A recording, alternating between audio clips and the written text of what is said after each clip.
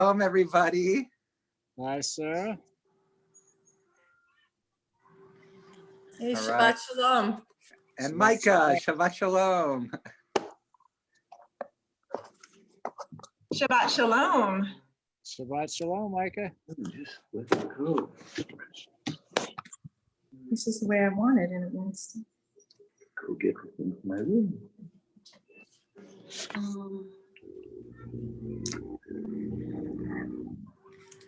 So how's your week going, Tamara? Okay, I'm just hoping I can hear you all without the screen freezing. I'm having a little bit of freezing. Ah. In this this hot weather? What was that? I said, in this hot weather? Oh, I know. That's the only thing that's freezing is my screen.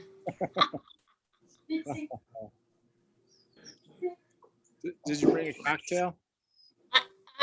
I had a cocktail delivered upstairs here. Oh, Yes, excellent. cheers. Excellent. L'chaim. L'chaim, everyone. Cheers. Cheers. Thank you. water. Anything else about people's weeks that they want to share? We'll have a few more minutes of just kibitzing and saying hello, and then I'll introduce our program. Okay. We Yeah. have something to share. Yes, please. Our younger son had his birthday on Earth Day, and he turned 38. And when we were telling his older son, tomorrow's a special, we saw him the day before, said, tomorrow's a special day. It's your daddy's birthday. And Gal said, well, it's Earth Day. That's even more important. And the 5.5-year-old looked at his daddy and said, no, your birthday is more important. Yes. So we enjoyed watching that. He has his priorities straight. Yes, Right. yes. Very nice.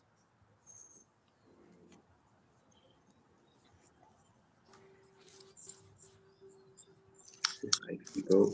What are you drinking, Kim? Okay, good. This is a cab from Paso Robles called Brick Hill. Oh, very nice. L'chaim. L'chaim. I I have an obsidian stout with devil dogs on them. Dang, you're not messing around. Ooh.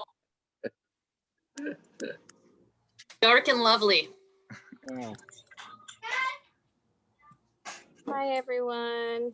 Shabbat Shalom. Shabbat Shalom. Oh, thank you. Hey, Kim. Yeah, How's Adam doing? he's well. He's in the other room eating. Oh, good. That's good. He's okay. I was looking for you and Brad and Kim sitting outside. This is in the shade here as the day's winding down. It's a perfect time. We just ordered a hammock, and because we don't really have trees to hang it between, we got like a stand for it. So I've been like moving the patio furniture around a little bit so we can have enough room to actually swing on it. It's the best. We've been cannot- enjoying the hammock too. Oh, Shabbat Shalom, Cantor Young. Shabbat Shalom, Rabbi. Okay, so we're ready to start here. If you don't mind me muting your mute. So this is so what we're gonna be doing is having a little bit of a Shabbat discussion. I'm gonna share some thoughts, and then there's this really cool function in Zoom where there's breakout rooms, and there's an opportunity to talk about some of it and then be able to come back together. And the thing that I wanted to share is really the focus on that our tradition is founded on the power of words, right? From the book of Genesis' account of God creating the world with words, let there be light, to the imperative to tell the story of freedom and liberation on Passover, to our identity of being people of the book, our relationships with each other and the world are mediated by words. So when the Torah states that God creates the world with words, that isn't just a children's story. That's what happens in our day-to-day lives if we really pay attention. So much of our perception of reality, both the world and ourselves, is mediated by the words that we hear from others and the authority that we do or do not give them. So from the accounts on the news to the words that people in our lives say to us, these help us shape our day-to-day experiences and affect our choices on levels that we're not even aware of. And the words that we say to others, our criticisms and our praises, our anxieties and our gratitudes, these all help create the worlds of our relationships with other people, how they see the world and themselves. Now, our Jewish tradition has some very strong things to say about Lashon Hara, which some of you may have heard of, which means using words negatively. So using words negatively can range from disparaging other people to speaking falsehoods, or even to using words to sow despair. Our sages say that Lashon Hara is worse than the 3 cardinal sins: idolatry, murder, and adultery combined. It kills 3 people: the one who speaks it, the one of whom it's spoken, and the one who receives it. Even in the Torah, Joseph received the hatred of his brothers because he spoke negatively about them. The generation that left Egypt was denied the chance of entering the land because they spoke badly about it. One who speaks negatively, Lashon Hara, is said to be like an atheist because they don't believe in our interconnectivity, which is God. So while the issue of Lashon Hara has always been a human problem, we're experiencing it in particularly profound ways in the world that we're living in today. The idea that words can convey truth about what is real is under attack. In the past, we've put authority in the scientific method as a reliable guide to giving us information about our health and the world that can help direct our choices. But with this rise of alternative facts and the idea that science is being manipulated for political ends, words have lost the power to convey truth and authority. And as a result, what people think and believe has become very personal. I believe the facts that I want to believe, that are convenient for me to believe. When words are open for me to define as I will, then I lose the ability to connect to a creation that's beyond myself. And we all also see and know that the world of social media has amplified this issue of speech and its impact on people, because the ease and the impersonality of the communication, people feel freer to be crude and cruel than they would in a face-to-face situation. When you're in the physical presence of someone, it's hard to forget that the other is a living, breathing human being, just like you are, with your own, with vulnerabilities like yours and feelings like yours. But when you're not in the presence, when you're digitally here, all your frustrations and angers can leak out, and sometimes with devastating effects. Now, the last piece I want to share before we have a chance to talk together is that in this week's Torah portion, we're introduced to something called sara'at, which is a skin condition whose diagnosis and purification form the heart of this double parsha that we're reading. And according to the sages, this skin condition was a punishment for Lashon Hara. Even the word for one who is suffering from the condition, mitzorah, is an abridgment of the phrase motzi shemra, which means one who brings out a bad name or one who speaks negatively. So I think that the Torah's description of the skin disease and as an expression of negative language is the rabbi's fantasy of what would it be like if something that we did that was so habitual and destructive could be made visible for the world to see, but especially to ourselves, so we could change our habits. So as we become aware of the inevitable power of words to create worlds, we have the opportunity to be more intentional about how we want to use our words and how we want to receive them? When we're experiencing anxieties or frustrations, how do we use our words to share what's true for ourselves in a way that strengthens our connections with others? How can we use words to support and lift each other up? And when we're receiving words from others that we care about or from the news of the world, can we listen carefully to not only what is being said, but from where it's coming from? What worlds is the speaker or writer attempting to create? What are the sources of their authority? What are the consequences of taking seriously what they have to say? And what are the consequences of ignoring it? When we're experiencing anxieties or frustrations, how do we use our words to share what's true for ourselves in a way that strengthens our connections with others? This is one of the questions that we're going to ask for you to reflect upon. So, like, also another question that you can choose to respond to in your group is, when you receive information from the internet or the news, when do you give authority to someone's words? What allows you to trust what they say enough to make life choices accordingly? So at this point, would love to invite you to be able to talk amongst yourself with the questions. The questions are going to be put in the chat so that they're in the breakout. Can we show them before we do the breakout? Bonnie, can we show them again, the questions? Yes, coming right up. Thank you.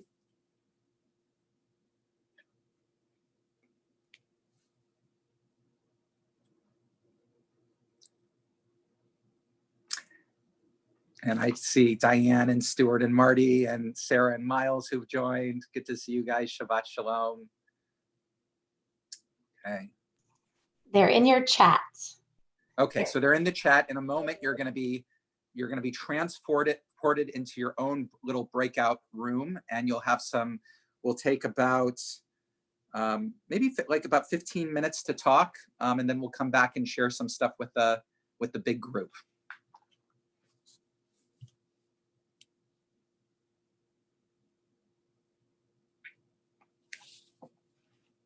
And Mark and V, good to see you guys.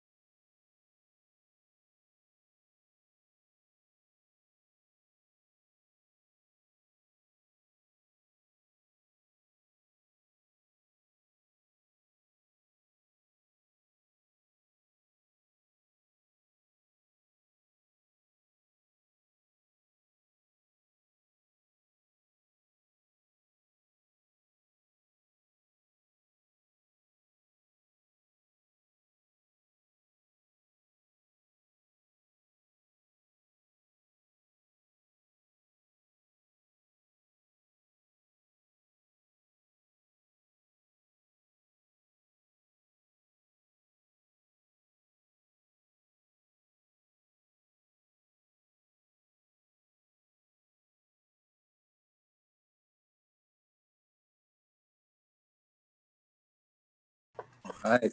I was just, do we just, I keep going in and out. So are we in a different meeting now? We are back in the big group, I believe. Okay.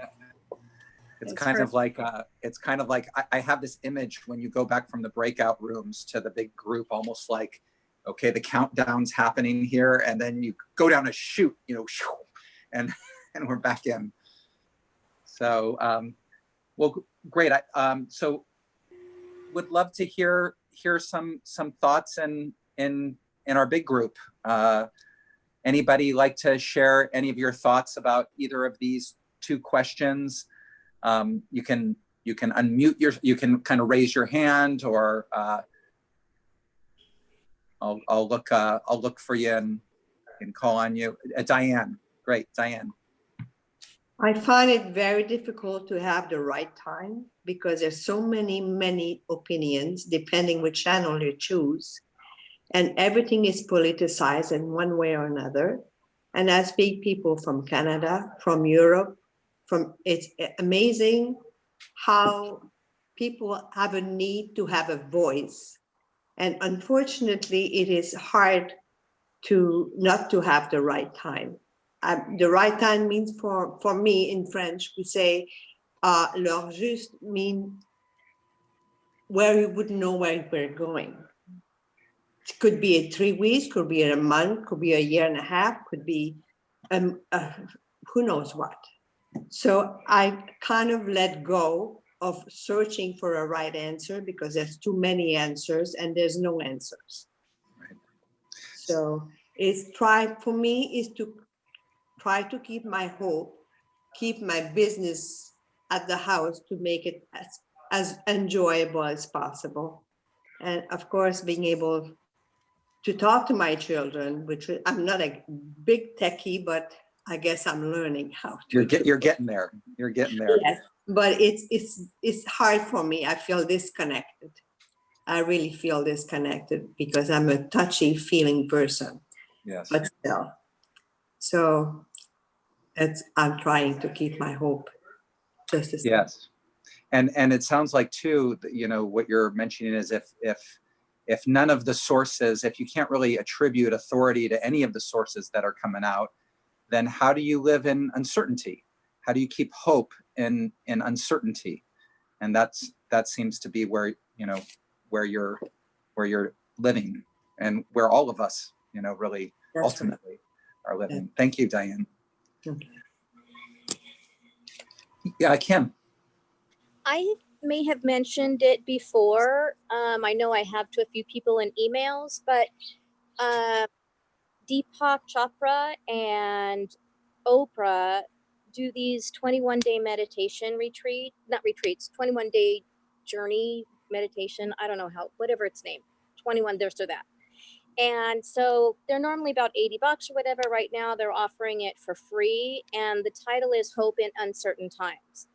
And it's really cool. It's like a zip zap, like one and done, let's get the day going kind of thing. Like Oprah talks maybe for 3 minutes to get you centered on the topic. And then there's a little bit more talking from Deepak. And then he does like a centering thought meditation. It's great. And really like 17 to 22 minutes, you know, some of them varying, whatever. And so it helps, you know, and it also, you know, helps just knowing that like so many people must be needing and hopefully using that resource, because that it's just it doesn't even have to be worrying about money in uncertain time, you know, in these times. It's like uncertain about just everything, like, you know, how things are going to go back, and our friends, and I mean, it's just like it's going to affect, and already has, so many, well, every tentacle basically of our lives. So anyway, something to think about. Yeah, thank you. Yeah, all the resources, and that's what we're also really trying to share and explore through the programs that we're doing through Cantor Young's Music and Meditation on Wednesdays, and different programs that I offer too, is trying to really be able to, how do we stay connected? how do we stay connected in our minds and our hearts, you know, during a time when we're distant? For any of you who just joined, the questions are, there's either two questions to respond to. One is, when we're experiencing anxieties or frustrations, how do we use our words to share what's true for ourselves in a way that strengthens our connections with others? So that's one piece, is just about personal communication, and how do you do that in a way when, especially when you have something challenging to say or something that can create conflict, how do you do it in a way that strengthens connection? And then the other has to do with receptivity. When you receive information from internet, from news, from others, when do you give authority to someone's words? What allows you to trust what they say enough to make your life choices accordingly? So other thoughts, responses? If you have your hand up, keep it up, so, because I have to scroll through a couple of screens. Nobody has anything to say about this? There you go. There you go, Stu. Oh, you were reaching for a snack. Miles has something to say. Okay, Miles, please. Well, for me, with respect to giving authority to someone or entities, whether it's news, Facebook, Yahoo, AOL, Fox, CNN, MSNBC, for me, it's more about the individual's credentialing and what is it rooted in, and how many people are actually in agreement with that particular thought process or philosophy or scientific basis, in order for me to evaluate what it is, in order to come to some kind of a conclusion of who or what it is that I want to believe. Yeah, there's the questions. Yeah. Okay. Keep going. Because with so many differing opinions out there, it's really hard to discern what's actually rooted in science or truth or has validity or not. So if we're talking about the COVID virus, we're talking about just news in general, I think it's imperative that we each seek out the truth as best as we can before we buy into anything, because otherwise we could be perpetuating something that isn't really true, and creating more stress and anxiety for other people. We can all have an opinion about what it is that we hear, or a belief about what it is that we hear, but specifically with the COVID virus, the evidence is still out there as to how it can affect each and every one of us. How long is it going to be out there? What are the long-term effects? Who knows about vaccines, or if there is actually going to be a vaccine? So I just like to root myself in what is the best information available, and can we balance it out? Because you just never know. Things change as we learn more and more about something. Right. And it seems like, Miles, the two pieces that I heard you say were, one was credentials. You know, you give authority if there are people that have experience, professional experience, background. And then the second piece you said was, you know, how many people are in agreement? And that could be is it just anybody who's in agreement? Is it other people who also have credentials that are in agreement? But those are ways that help inform what weight you might give to certain words over others. Mark and V, I think you had something to offer. Yeah, so I'm in agreement with everything everybody said, and Miles raised a couple of interesting points, but from my perspective, you know, do we make decisions based on credentialed individuals who happen to mirror our own emotions? Because you can have credentialed experts who totally disagree with other credentialed experts. So it is a daunting task oftentimes, and not just on this topic, but many topics we encounter.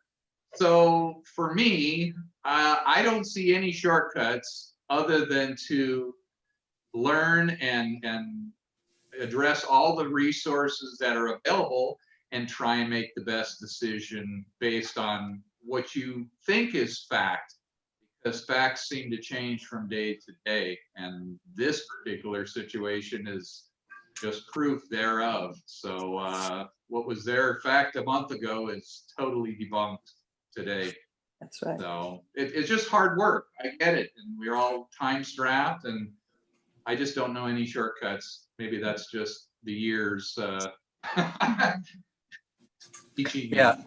Well, Mark, just one second real quick. It's just I think the piece that you're saying is, what's interesting is that there's been a lot of research that shows that when we're emotionally inclined towards a certain direction or idea or feel connected, we're more willing to adopt the perspectives, the credentialed perspectives that reinforce how we're wanting to feel or how we already are. And so, and it's interesting, the rabbis have a lot to say about bias, especially when judging cases. When a judge is judging cases, there's so much there's a lot written about all the small things that can bias a judge's opinion and how a judge stays free from that. And it's almost like if we are looking at ourselves as we're always judges of information that's coming forward, can we be aware of our own biases that draw us towards one perspective rather than another? And not that perspective is wrong or not correct, but just to take our biases and our inclinations as part of the information. So other thoughts? Let's see, I'm going to go through. Okay, there's I see Kat and Wendy. Let's do and Stuart. So let's do Kat, Wendy, and Stuart. Okay, am I unmuted? Okay. Yeah. I just kind of following up with Mark's comments about information and validation, which is something I find important, is finding information that has good sound scientific background. But I agree, there's a lot out there, and there's a lot of smart people who put out opinions, and I think that's part of the evolution of your thought and evolution of your own personal growth is doing and researching and exploring how things make you maybe feel uncomfortable, and how by nature of feeling uncomfortable, you feel anxious and you feel insecure. And the more you look into things, whether it confirms your own bias or it goes against it, you're getting more resources to form your own thoughts and opinions. And I think that's comforting in itself. So I think it's all good to do as much research as possible from validated sources, of course, in my opinion. But there is some comfort in finding people who think the same way that you think and make you feel like you're on the right path for where you're at in your life at that moment. Great, thank you. Wendy. I was going to take the first question because it was far less politically charged than the second one. But I think one of the things that I've always tried to do is you have to be a little brave to speak out sometimes in a group setting about questions you may have or frustrations you may have. And I've typically found that if one person has them, a few others do as well. So giving voice to, if you're in these situations when you're feeling anxious or feeling lonely or seeking community, out there that we want to bring community together. How could we possibly do this? What corners do we need to cut just a little bit and just enough? And sometimes people come along because they say that's exactly how I was feeling too. Great, thank you, Wendy. Stuart. Yeah. So I'm a total skeptic of everything that comes across the internet. But the good news is that there's lots of information available on the internet. So we have the opportunity to do the research and to double check what we're seeing and what we're listening to. The problem is, I think you're right. We have a bent toward what we wanted to hear, and we're less likely to challenge that than we are what we didn't want to hear. But I'm learning more and more that anything that looks absolutely golden may not be at all, and you got to do the work. Yeah, thank you. Okay, let me look around here. Anybody else? Let's see. Okay. We have a couple more minutes for one or two more comments. How about, how about the first one? I've heard a lot of the first question, a lot of responses to the second one, which it makes a lot of sense because of the time we're living in. But as far as the first one of how we communicate, what have people learned from, when you have something difficult to share, when you have frustration or anxiety with another person, how do you share what you need to share in a way that strengthens a connection with the other person, that has the best chance of being heard and allowing you to be closer with that other person, as opposed to and I'm not talking in this is not having to do necessarily with COVID stuff or whatever. It's just the life, we're always addressing conflicts with people in our lives that we care about. So what do you know about what helps you do it skillfully?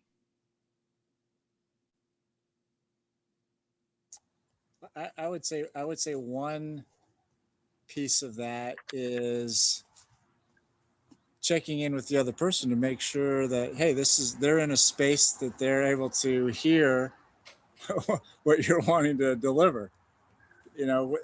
We live in a real rushed world and lots of different schedules, and sometimes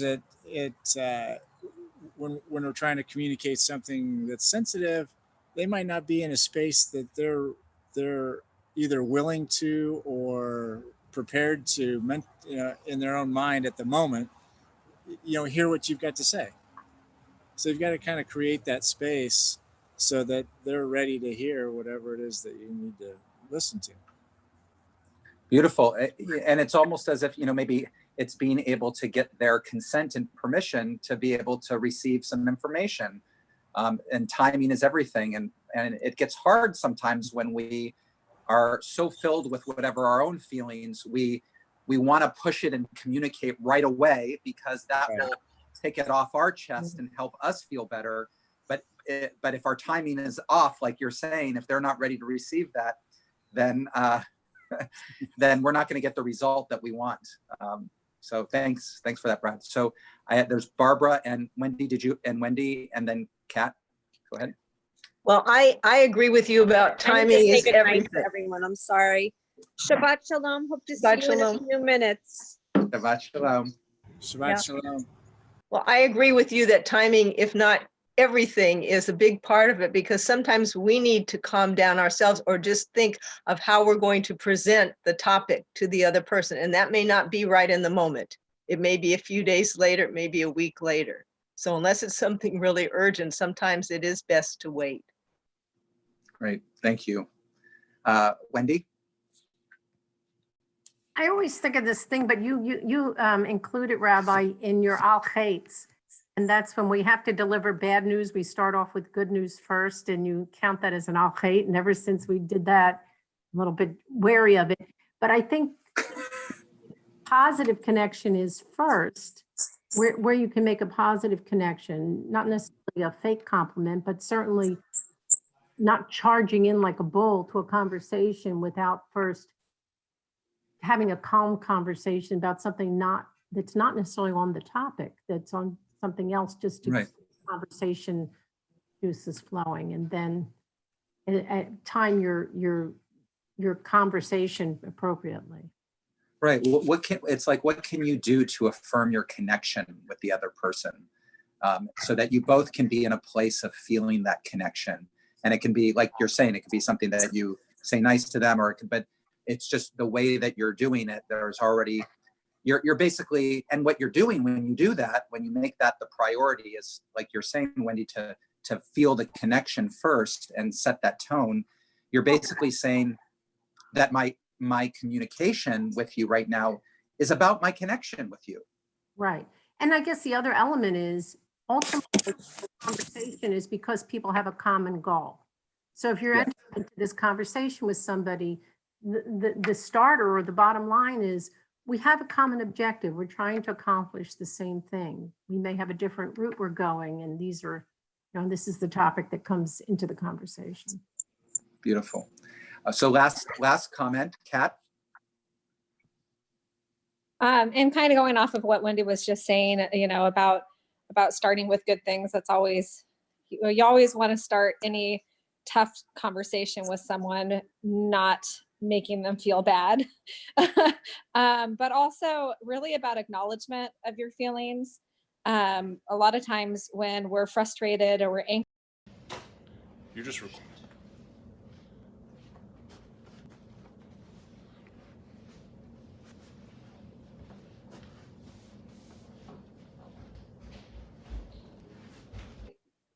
frustration and anxiety and all these things start with yourself, and they might be triggered or amplified by other people's actions and words, but really it's an inner emotion that you have to acknowledge. And when you go into these conversations with other people, owning that and saying, I'm feeling really frustrated, I'm feeling really scared, because I have my own stuff going on, and I want to express this to you so I can not feel so frustrated and we can have better communication.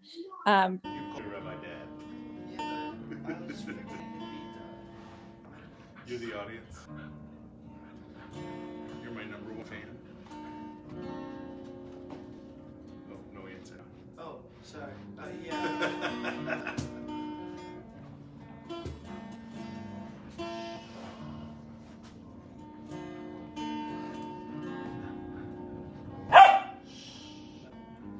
Don't play with that. That's what's making it work.